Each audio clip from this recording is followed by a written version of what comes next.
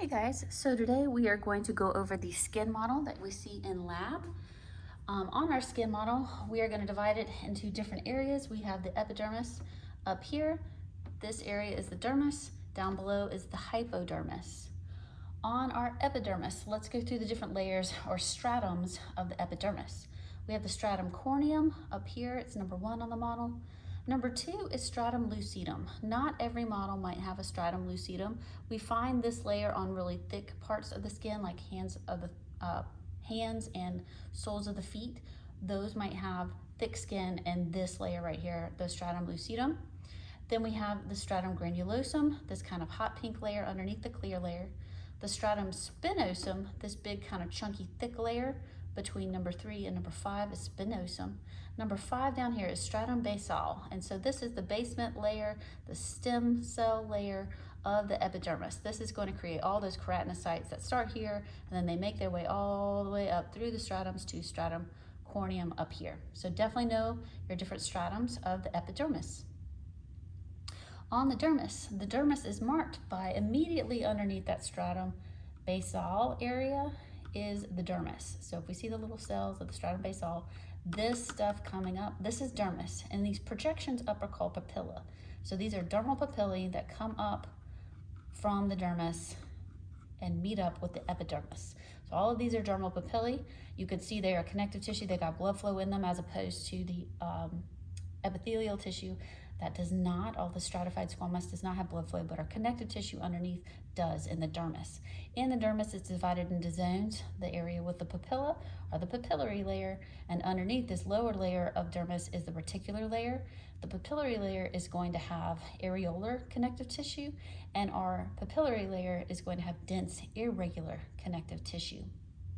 Structures that we also find on this model that we need to know: we have these very obvious hair follicles here. We've got the whole root here.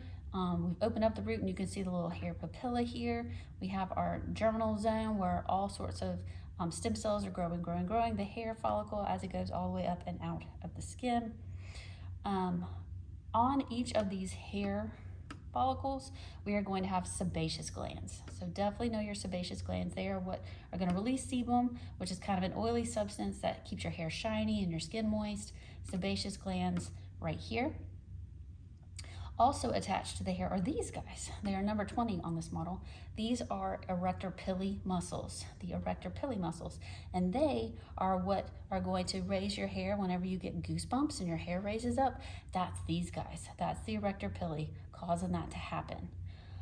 Other things on this model, we have the sweat glands, your eccrine glands. So here's an eccrine gland, there's one, eccrine glands. They are going to create the secretions when you sweat, and it will go up this tube because this is an exocrine gland, and the sweat will go out of your body up here onto the skin, evaporate off, and cool you down. So we have eccrine glands, sebaceous glands, erector pili attached to the hair follicle. And last but not least, we'll go through nerves. So on the nerves, we are going to have up here, this is, again, all of this from stratum basal up, all of this is epidermis. So up here in the epidermis, this area right here that kind of looks like a tree or a lightning bolt is the free nerve ending. This is a free nerve ending. This guy over here, just at the edge of where the epidermis and the dermis meet up, are tactile discs. This big guy that I think kind of looks like a tadpole, it's called a corpuscle. We have a few different corpuscles here. This corpuscle up here right in the dermal papilla is called a Meissner's corpuscle, This guy down here that's kind of flat, almost sort of looks like a UFO, is the Ruffini's corpuscle. We have a Pacinian corpuscle way down low to detect deep touch. And then over here, I don't know if I can reach them all the way, but over on the other side is going to be, there we go, the bulb of Krause, number 32, bulb of Krause, and that's going to help us detect cold. This guy's going to help us detect heat. This one's going to detect really deep pressure, lighter pressure, pain, with all of these different types of nerve receptors here on the skin model. So these are the things that we need to know off of this particular skin plaque. Know epidermis, dermis, hypodermis. Know your layers, your stratums within the epidermis. Know all those guys. Know your structures, your hair follicle, sebaceous gland, erector pili, eccrine gland, and then all of the different nerves that you may need to know for lab. Free nerve ending, Meissner's corpuscle, Pacinian corpuscle. We've also got tactile discs, Ruffini's, and bulb of Krause over there.